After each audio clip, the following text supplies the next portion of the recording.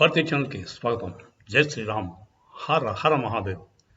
మా channel content నచ్చినట్టయితే like చేయండి, షేర్ చేయండి, సబ్స్క్రైబ్ చేసుకోవడం మర్చిపోకండి.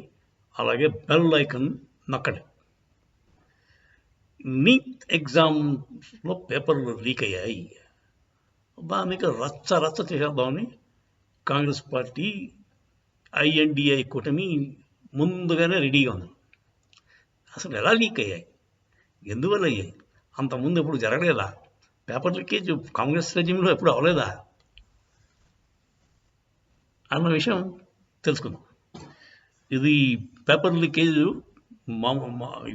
ఇప్పుడే కాదండి, చాలా రోజుల నుంచి చాలా స్టేట్స్లో మన కంట్రీ మొత్తం వైడ్ కూడా జరిగాయి. దానికి మరి యాక్షన్ పెద్దగా తీసుకున్నారా లేదా, ఇంకా జరుగుతూనే ఉన్న యాక్షన్ పాయింట్గా. సరే, ఎందుకు వస్తుంది పేపర్ లీకేజ్? ఎందుకు జరుగుతుంది? ఫస్ట్, విద్యార్థులు, వాళ్ళ తల్లిదండ్రులు, వాళ్ళ అత్యాశ, వాళ్ళు డబ్బులు ఇచ్చి మన వాడిని ఎలాగైనా ఐఏఎస్ లేకపోతే మెడికల్లో చేద్దాం అని అదొక అంటే దురాశ, అదొక కారణం. నెక్స్ట్, ఈ ఇన్స్టిట్యూషన్స్ వచ్చాయి కదా, కోచింగ్ సెంటర్స్, కాలేజీలు, నారాయణ, చైతన్య, అలాంటివి. వాళ్ళ ఓవర్ ఎంతూజియాజం కూడా ఉంటుంది. మా స్టూడెంట్ని ఎక్కువ మందిని పాస్ చేయించేద్దాం, మా ఎక్కువ మంది ఈ ఎగ్జామ్ క్లియర్ అయిపోవాలి, కాంపిటేటివ్ ఎగ్జామ్ అని చెప్పి వీళ్ళ ఓవర్ ఎంతూజియాజం. మూడవది, పేపర్లు సెట్ చేసే ఉపాధ్యాయులు వాళ్ళు ఉంటారు కదా, లెక్చరర్స్, వాళ్ళ గ్రీడ్, వాళ్ళు డబ్బుల కోసం ఆశ. ఓవర్ నైట్ కోట్లు సంపాదించేద్దాం, అదొక ప్రాబ్లం. అది కాకుండా కొన్ని మాఫియా గ్యాంగ్స్ ఉన్నాయండి, ఇదే పని చేస్తారు. బీహార్, యూపీ ఆ ఏరియాలో ఇదే పని మాఫియా గ్యాంగ్.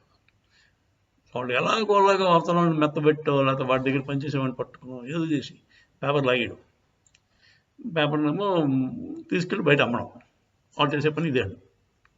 సో ఈ నలుగురి వల్ల పేపర్లో లీకేజ్ ఆ ప్రక్రియ జరుగుతూ వస్తుంది. ఇవాళే కాదు, ఎప్పటి నుంచి వస్తుంది. కాకపోతే ఇప్పుడు ఎందుకు ఇంత రెచ్చిపోతున్నారు? కొత్తగా మోదీ గారే పేపర్లో లీక్ ఏం చేస్తున్నాడు అని ఎందుకంటారు? దీనికి కారణం ఏంటంటే ఐఎస్ఐ హ్యాండ్ కూడా ఉందండి.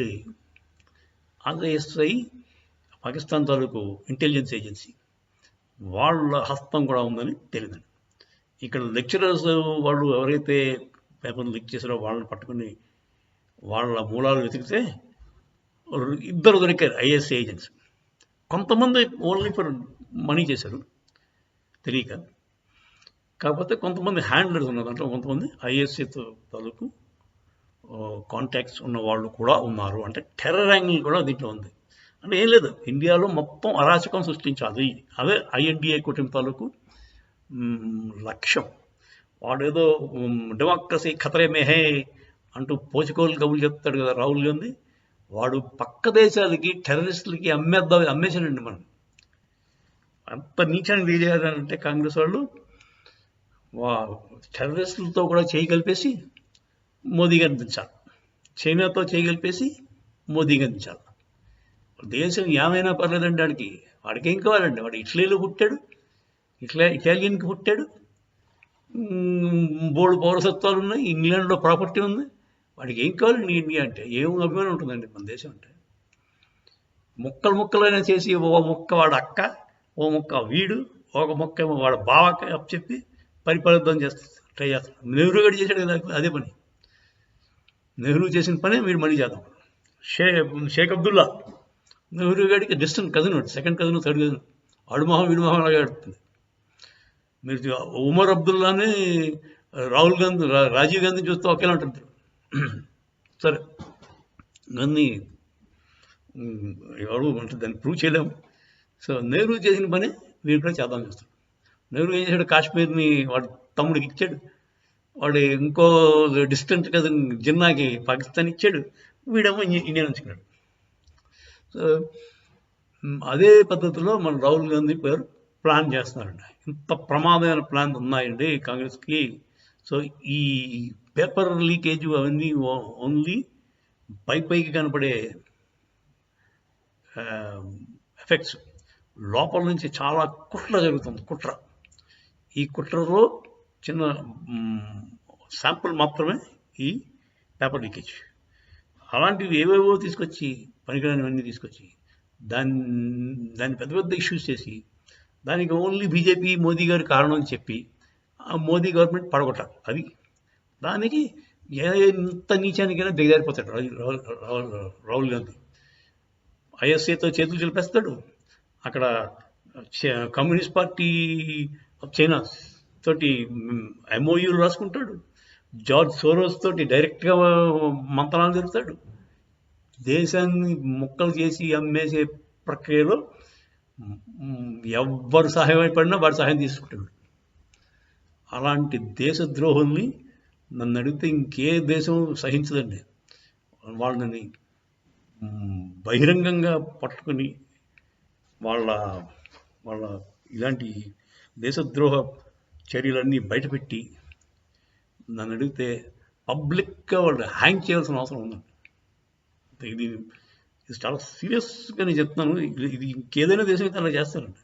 మనం అమాయకులమా, మనం వెర్రివాళ్ళమా, మన హిందువులు ఎంత మూర్ఖులమా, నపుంసగలమా నాకు అర్థం కాదు. మన రక్షణ మనం చేసుకోలేమా? సరే, నేను కొంచెం అంటే ఆల్మోస్ట్ ఎక్స్ట్రీమిజం, హిందూ ఎక్స్ట్రీమిజం అని మీరు అనొచ్చు. కాకపోతే అంతలా ఉండకపోతే మనకి రక్షణ లేదండి. నా ఉద్దేశం అయితే హిందూ రాష్ట్రం కింద డిక్లేర్ చేయాల్సిన అవసరం ఉంది. బీజేపీ లాంటి సాఫ్ట్ హిందూ పార్టీని మనకు అవసరం లేదండి. వి నీడ్ ఎ కట్టర్ హిందూ పార్టీ. ఎవరు వస్తారో ముందుకు రావాలి. శివాజీ మహారాజు లాంటి వాడు రావాలి. వచ్చి నేను హిందువుని చెప్పుకోవడానికి భయం ఏంటండి వీళ్ళకి? మా దేశం హిందూ దేశం చెప్పడానికి భయం ఏంటండి? నాన్ హిందూస్కి మేము ఏమి చేయము, వాళ్ళ అపకారం ఏమాత్రం చేయము. కాకపోతే వాళ్ళు ఓటింగ్ రైట్స్ లేవండి, సింపుల్గా చెప్పేసి. దానివల్ల చాలా ఇబ్బందులు తగ్గిపోతాయి. మనం ఇంకా వాళ్ళ అపీస్మెంట్ ఉండదు, అవసరం ఉండదు. ఇంకా నువ్వు క్రిస్టియనా సరే బాబు, హ్యాపీగా క్రిస్టియన్ నీ మతానికి వెళ్ళు, నీ చర్చిని మేము ఏమనం. ఎవడైనా మీ చర్చి మీద రాయేస్తే నేను చెప్పు, నేను వాళ్ళని జైల్లో పెట్టిస్తా. అంతేగాని నీకు ఫుల్ రక్షణ ఇస్తాం. కాకపోతే ఓటు మాత్రం ఓన్లీ ఫర్ హిందూస్ అని చెప్పి కరాఖండిగా చెప్పగలిగితే ఎంతైనా బాగుంటుందని నా ఉద్దేశం అండి. సరే, ఇప్పుడు ఈ రాహుల్ గాంధీ చేసే దేశద్రోహ చర్యలు ఇలా ఉంటాయండి. ఈ paper leakage is not a small thing. చాలా పెద్ద కుట్ర ఉంది దీని వెనకాల. దాన్ని ఎన్ఐఏ వాళ్ళు దర్యాప్తు జరుపుతున్నారు. అసలు దొంగలు పైకి లాక్కుతారు. జై శ్రీరామ్, హర హర మహాదేవ్.